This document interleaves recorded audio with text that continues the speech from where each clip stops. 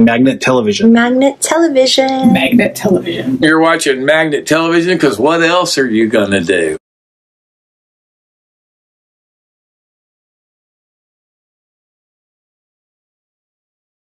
Hey guys, it's Wes from Ra Ra Riot.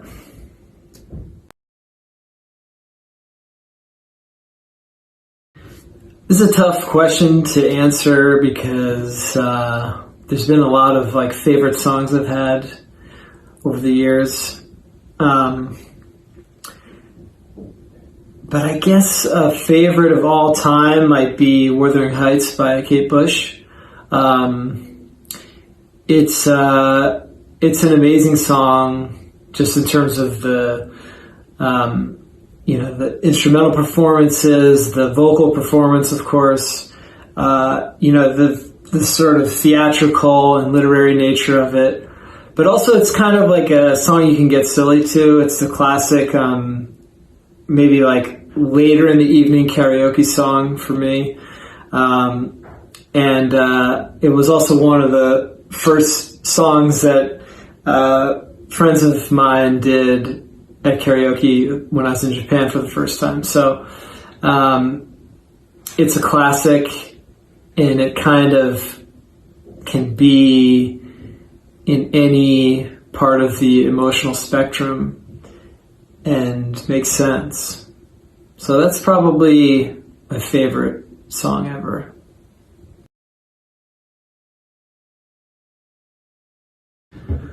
So going along with Kate Bush, I think the album that changed my life the most was probably Hounds of Love.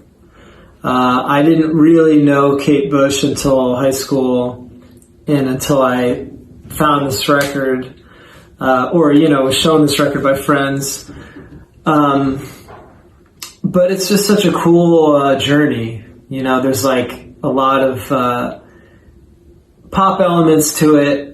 And, Hounds of Love is a banger, Running Up That Hill is a banger.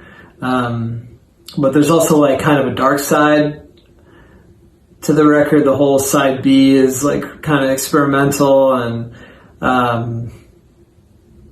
that's kind of something I always want to have in a record that I make. Is a little bit of the pop format and a little bit of something different. And just Kate Bush is an incredible personality, just an amazing singer and just a unique voice. Just her silly side and her theatrical mentality sometimes is it's a perfect record, I guess. So that really informed a lot of the things that I want to do when I make a record these days. The best concert I've ever been to was probably one of the first times I saw the Walkmen at Bowery Ballroom.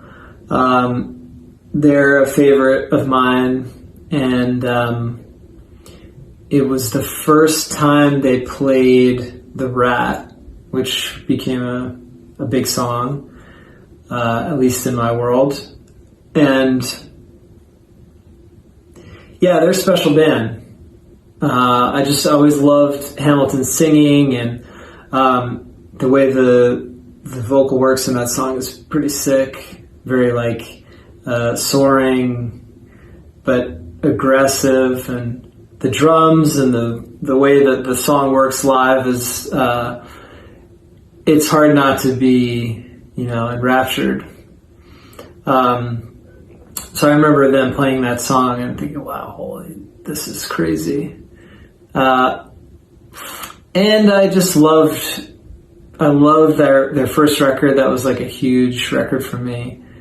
When I was a senior in high school, and it kind of changed my world a little bit. The best concert I've ever been a part of was probably when we played Prospect Park in 2009, I want to say. it was like, I think it was a free show, but I lived in Prospect Park. I lived in Park Slope at that time, and it was pretty cool to just like walk over to a really important venue, I guess, playing outside, and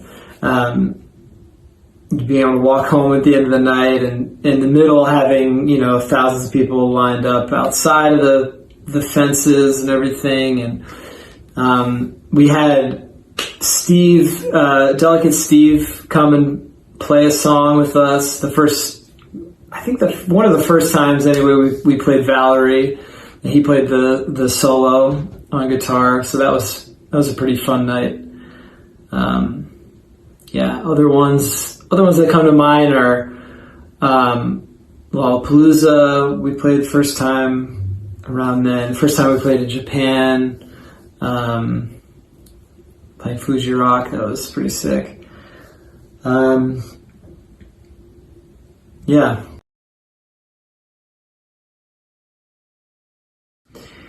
There was a time in our early days when we were still unsigned and had no label to speak of, but we were starting to create a little bit of a buzz, and we, at that time, we would just like let anyone, any label or any like agent take us out and get a free dinner, because that's what you're supposed to do, I guess. So we went out for a huge sushi dinner like an hour before set time. We were playing a showcase at maybe it was CMJ at the time, or I don't remember where in New York. It's a venue that we haven't played since, I think.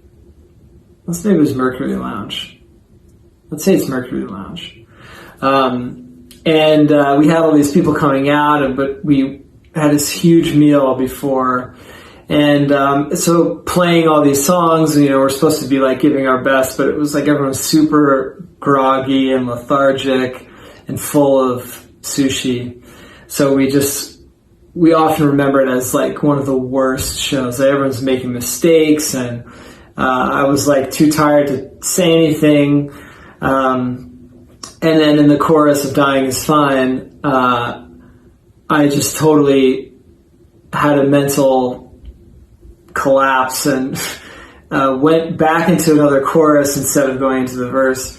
And it was just like, I felt like I was totally naked up there. And, here's our big chance to impress a lot of labels.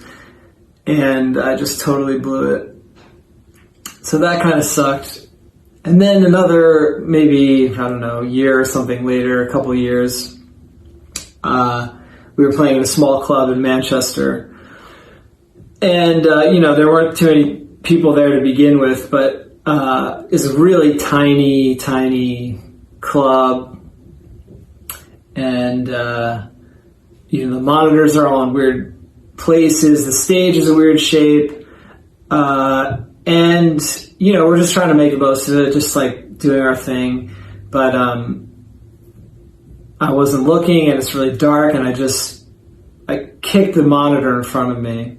But instead of what I usually would do, which is, you can kneel or make it look like you did it on purpose, or make like some sort of theatrical moment out of it spontaneously, I just collapsed over the front of the stage and fell onto the main house speakers, and very ungracefully had to try and get myself back up.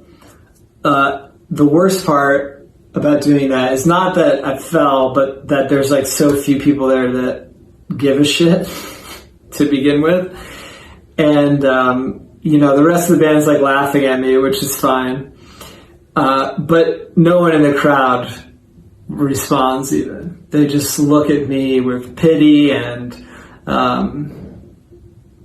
I just kind of get up and keep going, because that's what you have to do. So That was a long time ago. I think that was at least 10 years ago. So that's probably the second most embarrassing moment on stage.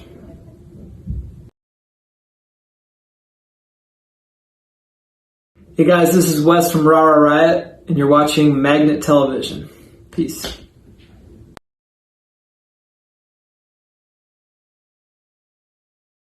Cine.